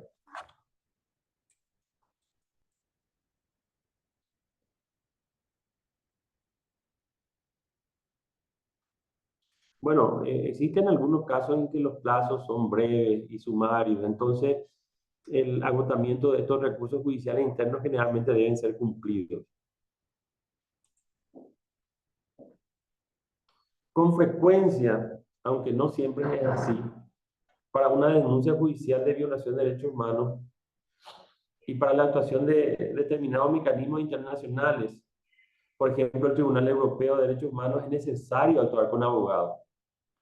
Incluso a veces la intervención de otros profesionales como los procuradores en España, es decir, profesionales del lugar. Obviamente que quienes carezcan de recursos económicos suficientes para hacerse cargo de estos costos de un proceso judicial, también pueden informarse sobre mecanismos establecidos para litigar gratuitamente. La elección del mecanismo de denuncia a utilizar. Una vez agotada la vía interna, es decir, agotado los recursos procedentes en dicha vía, nos encontramos en uno de esos casos de excepción, o si nos encontramos en unos casos excepcionales en la que no se exige el agotamiento de los recursos internos, bueno, hay que decidir a qué mecanismo internacional acudir.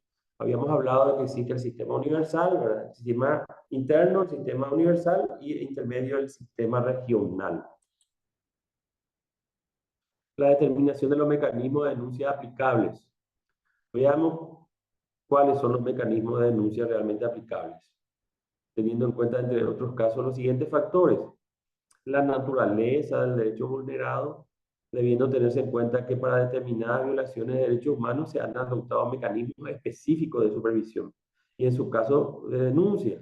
Por ejemplo, comités, relatores especiales sobre derechos específicos. Sin embargo, para otro tipo de violaciones de derechos humanos no existe y no está establecido ningún procedimiento específico de denuncia más allá de los mecanismos genéricos de denuncia y supervisión, tales como, por ejemplo, el Consejo de Derechos Humanos que habíamos mencionado, ¿verdad?, y el Sistema Interamericano de Derechos Humanos, entre otros, ¿verdad?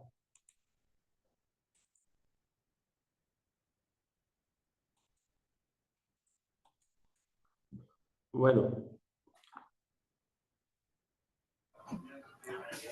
en el caso que podríamos nosotros mencionar, bueno, un segundito, porque es interesante para nosotros la guía de presentación, pero en el sistema regional. Entonces nos podemos hacer una pregunta en base a lo que venimos analizando. ¿Debo haber iniciado algún proceso judicial antes de acudir a la comisión? Y dijimos que sí. Para que la Comisión Interamericana de Derechos Humanos examine una petición, se debe agotar todos los recursos judiciales internos de conformidad con la legislación vigente en el estado en que se trata. ¿Y en qué consiste esto de agotar los recursos judiciales internos? Significa que las personas que quieran presentar una petición ante la comisión deben intentar previamente que los tribunales nacionales decidan sobre la situación que denuncia. Una persona agotó los recursos internos cuando el Poder Judicial emitió una decisión de última instancia, es decir, la que se considera firme y ejecutoriada. En caso de no ser posible agotar los recursos internos, se tendrá que explicar las razones, ya que la regla es el agotamiento previo de los recursos internos. Y esta regla obviamente admite excepciones. ¿Cuáles son los recursos judiciales? La característica debe ser el recurso adecuado, debe ser efectivo. Adecuado en caso de desaparición forzada, el recurso adecuado es el recurso de exhibición personal o habeas corpus. Efectivo. Un recurso, por ejemplo, no es efectivo cuando el Estado no ha asegurado su debida aplicación por parte de las autoridades judiciales o cuando hay retardo injustificado en la decisión.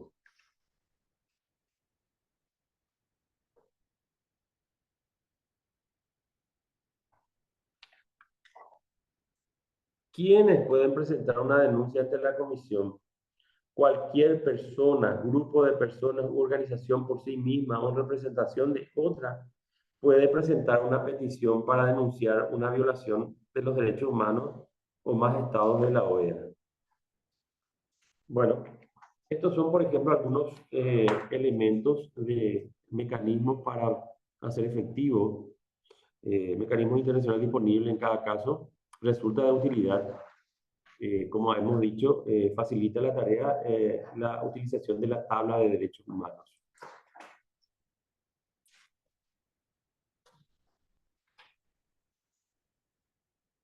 La elección del mecanismo a utilizar de entre los disponibles.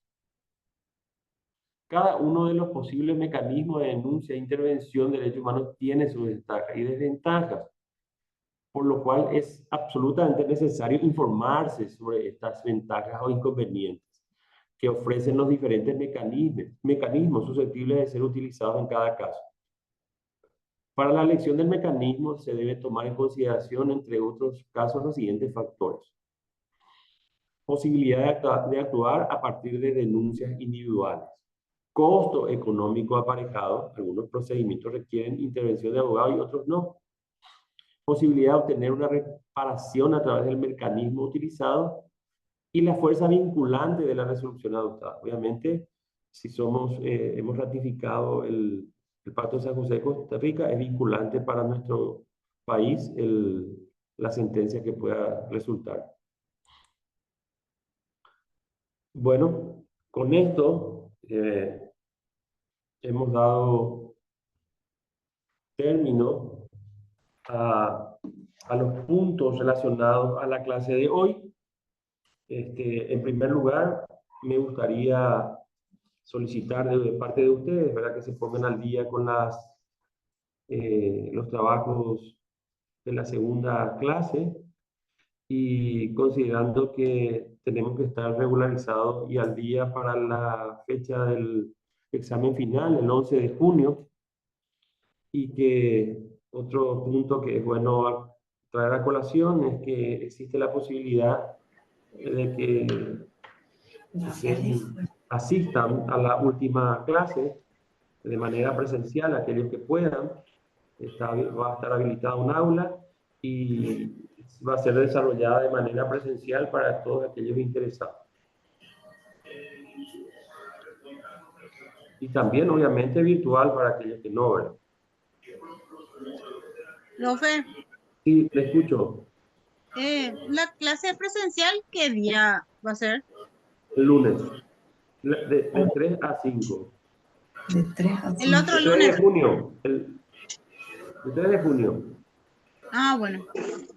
Muchas gracias, profe. Sí, sin perjuicio de hacerlo también paralelamente de manera virtual, ¿verdad? Pero sí va a estar habilitada un aula. para aquellos que quieran asistir. Repito. Profesor, ¿le puedo hablar? Sí, cómo no. Sí.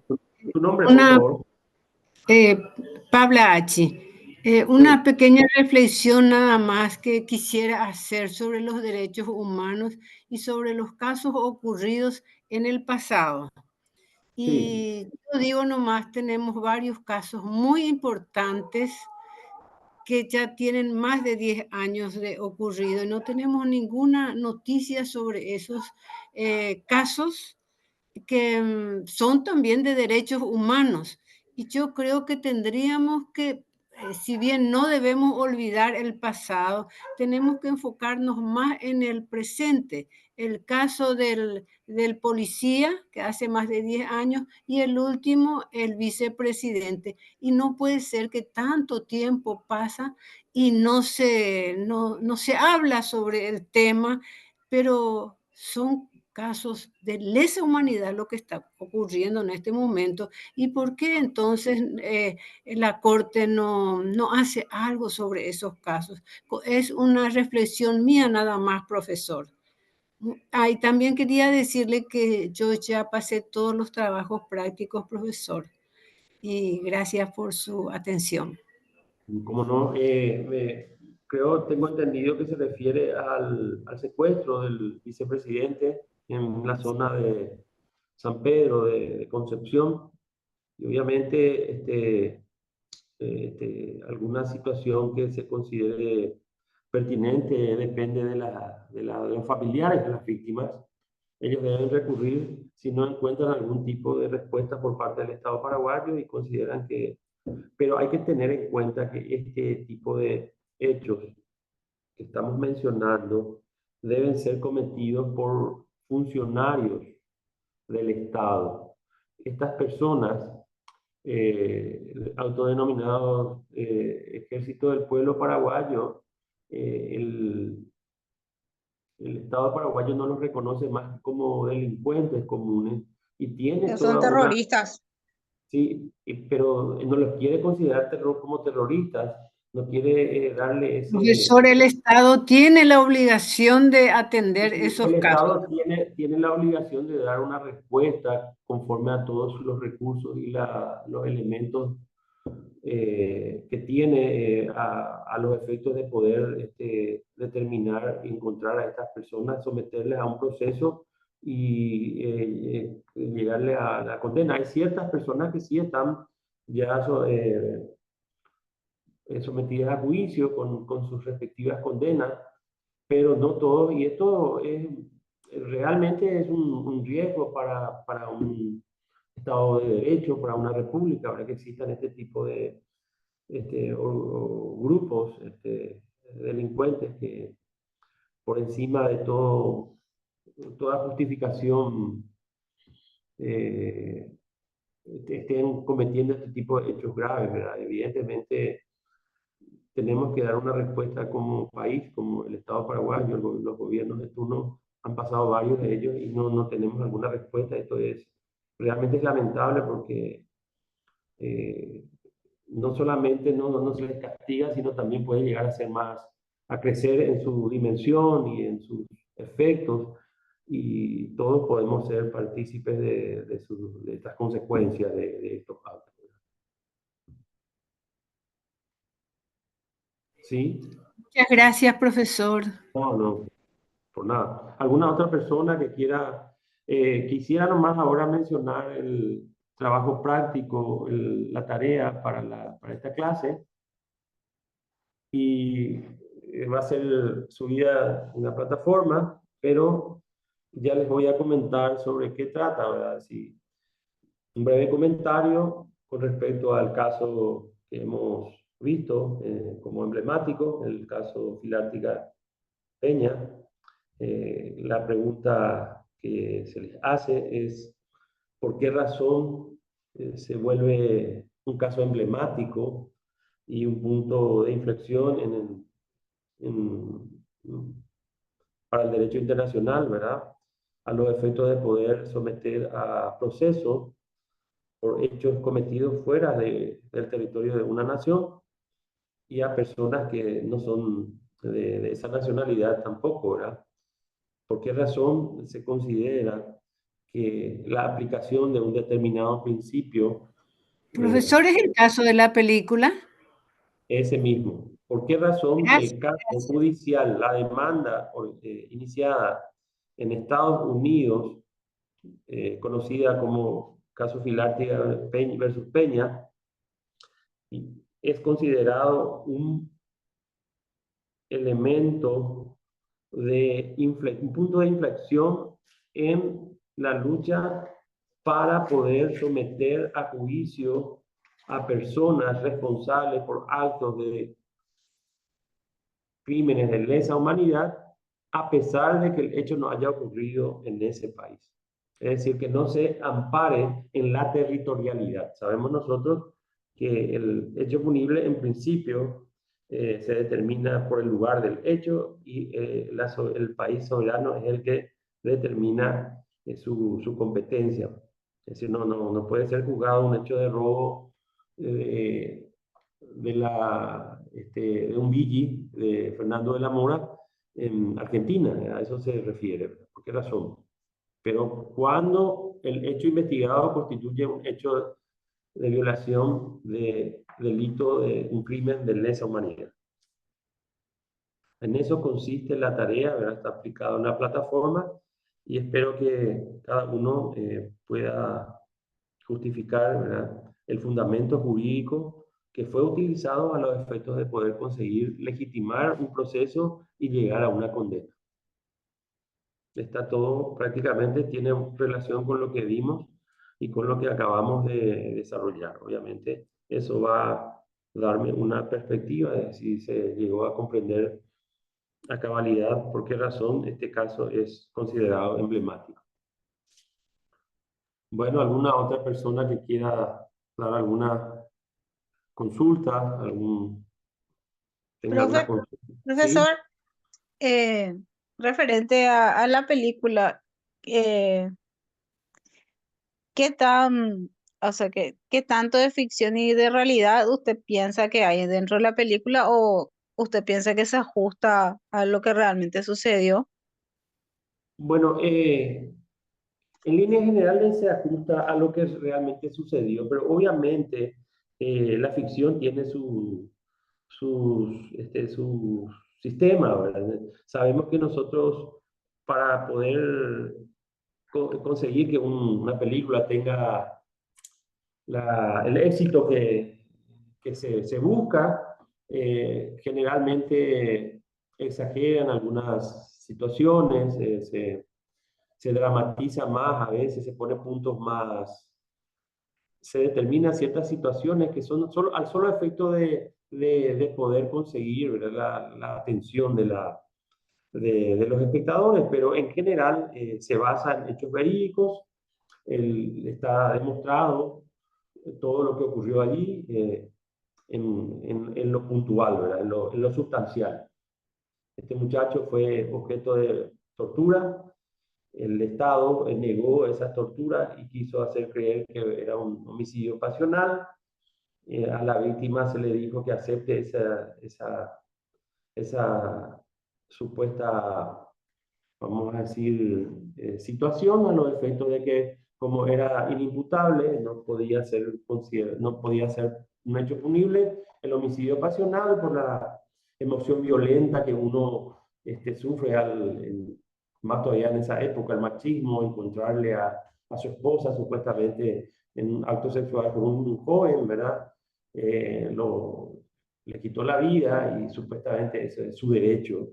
Y prácticamente tuvo una locura momentánea, había cuenta de la emoción violenta del momento.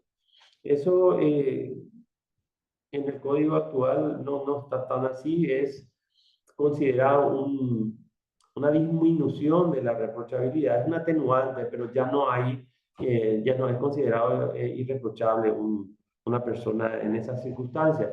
Pero lo concreto es que no ocurrió así.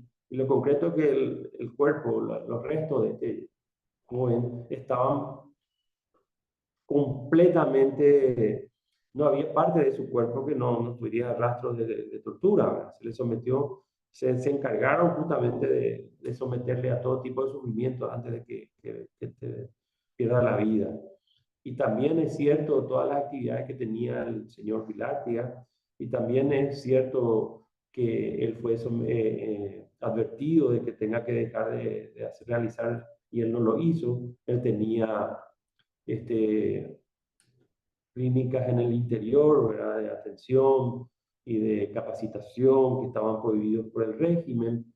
La misma cosa que ocurrió con los campesinos en la Pascua Dolorosa, cuando se juntaron para los efectos de poder efectivizar mejor el trabajo del campo, y eso fue considerado irregular por el régimen, fue prohibido por el régimen, y todos los campesinos en la Pascua Dolorosa cientos de campesinos fueron objeto de tortura, y fueron destinados los que sobrevivieron a Brancué, en San Juan Bautista. Y en fin, no solamente es creíble por lo que le ocurrió a Juanito Filártiga, sino lo que era común que ocurría, y por la cantidad de situaciones justamente que fueron demostradas fehacientemente por el descubrimiento del archivo del terror. El archivo del terror lo que demuestra es lo que el régimen siempre negó, de que le tenía privado de su libertad a Mengano, a fulano, a Sultano, de que Sultano probablemente murió ahogado en el río, que Menganito. Jamás asumían como la responsabilidad de tenerle preso a estas personas de manera arbitraria, de manera ilegítima, sin ningún tipo de respeto a la dignidad humana. Así que, atendiendo no solamente al caso particular, sino al contexto histórico, en general, los hechos son verídicos. Ok, muchas gracias, profe.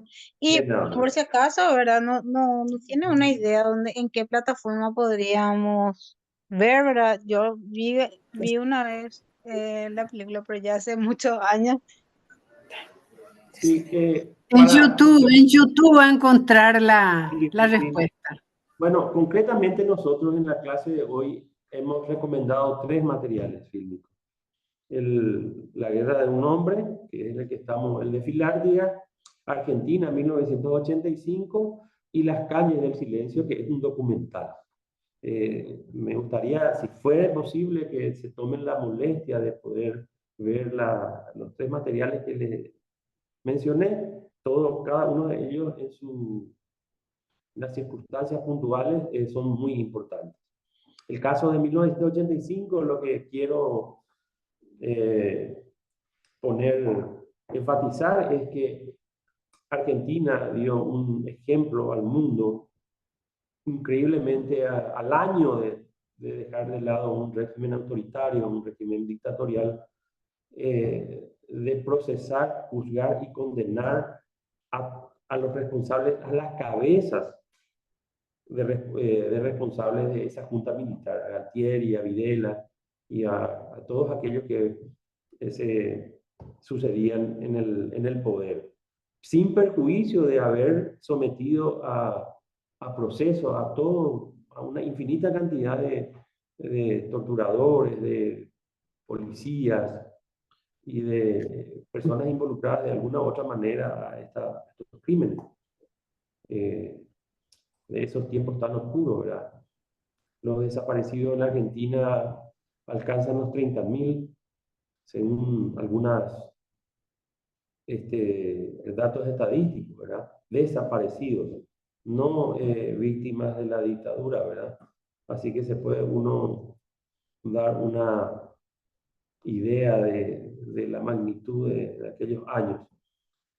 Como ejemplo, para desviar la atención, el régimen había organizado el Mundial en la Argentina de 78 de fútbol, y el caso de Johan Cruyff, uno de los mejores jugadores de fútbol. Aquellos que aman este deporte van a saber que Johan Cruyff es considerado a la altura de Pelé o de Maradona, y es admirado por ellos.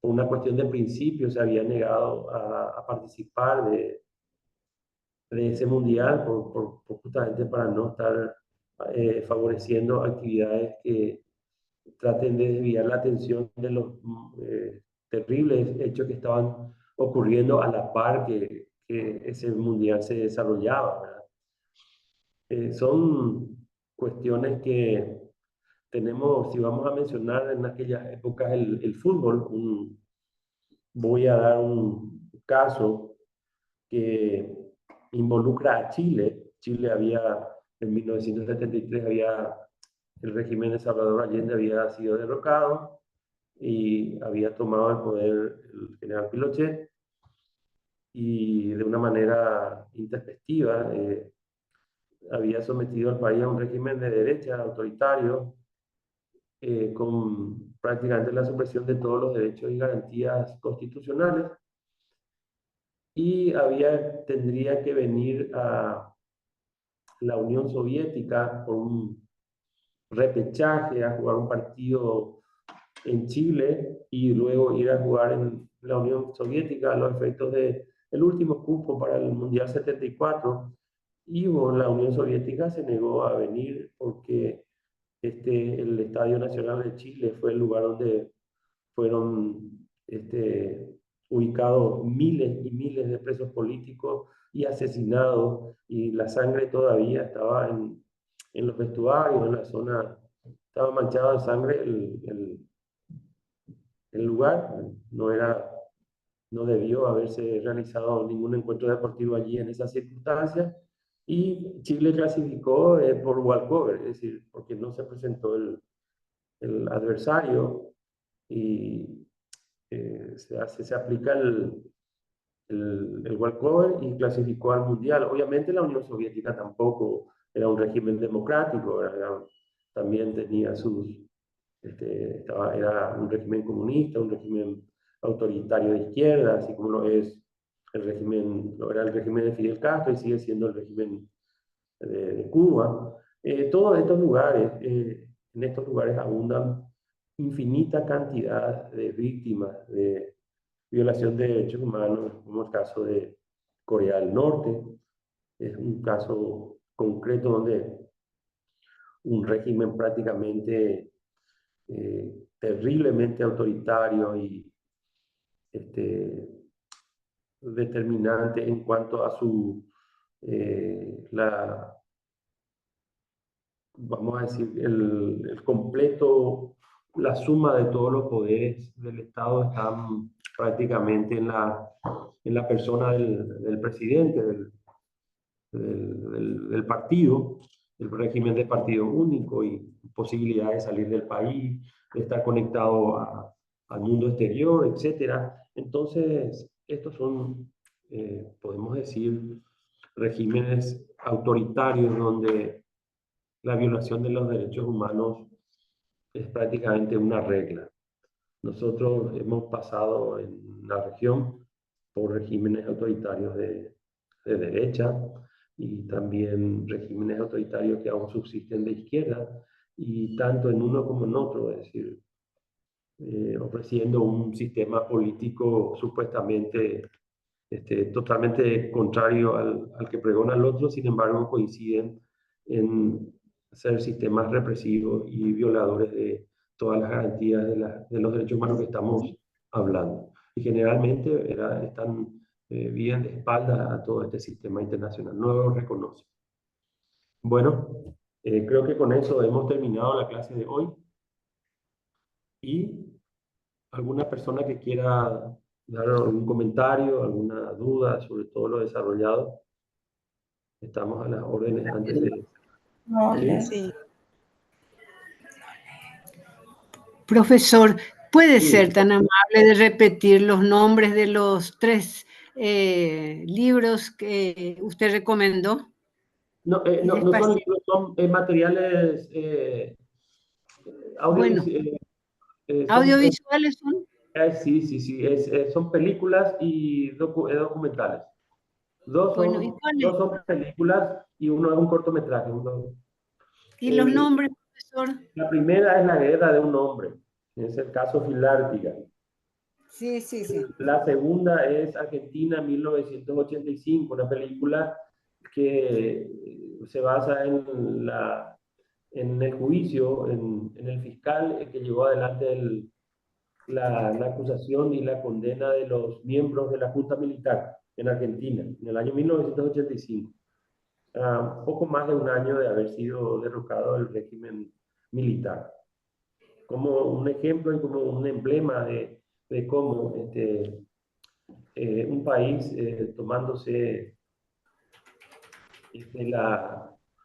vamos a decir, la voluntad de impartir justicia lo consiguió, ¿verdad? No es fácil. Imagínense que a poco más de un año, todas las autoridades todavía, todo el sistema, por más que haya caído el régimen, las personas todavía, la mayoría responden y tienen el pensamiento autoritario de derecha y tratan de defender o de hacernos creer de que son inventos o no son ciertos los hechos que se imputan a la Junta Militar, ¿verdad? Que era una lucha contra el terrorismo y de que todos fueron terroristas y de que más bien los militares eran unos héroes nacionales, ¿verdad? Y con el pensamiento y con el sistema que tenían, era muy difícil pensar de que se iba a llevar adelante y concretar tan exitosamente un juicio, ¿verdad?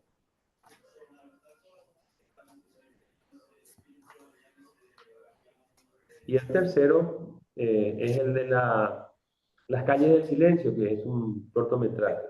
Silencio. Que trata sobre las niñas esclavas, las niñas esclavas sexuales, que en su momento libre el dictador la utilizaba para sus instintos más bajos, digamos. ¿Dónde están mis Bueno, esos son los tres materiales. Muchas gracias, profe. La protagonista es una víctima real, ¿verdad? Es una persona, la persona que aparece allí no es una ficción, es real. La voz y las imágenes son reales, sí. La casa es un documental, así que no es una ficción. Bueno, muchas gracias por la atención, espero que haya sido del agrado la clase y la última, como les dije, para aquellos que quieran participar de manera presencial, va a haber un aula dispuesta para el efecto y aquellos que no van a poder, de 3 a 5 también se va a desarrollar de manera virtual. Muchísimas gracias a todos y nos vemos entonces el lunes. Hasta luego. Gracias. Gracias, profe. Gracias, profe. Gracias. Hasta luego. Gracias, profe. Hasta luego.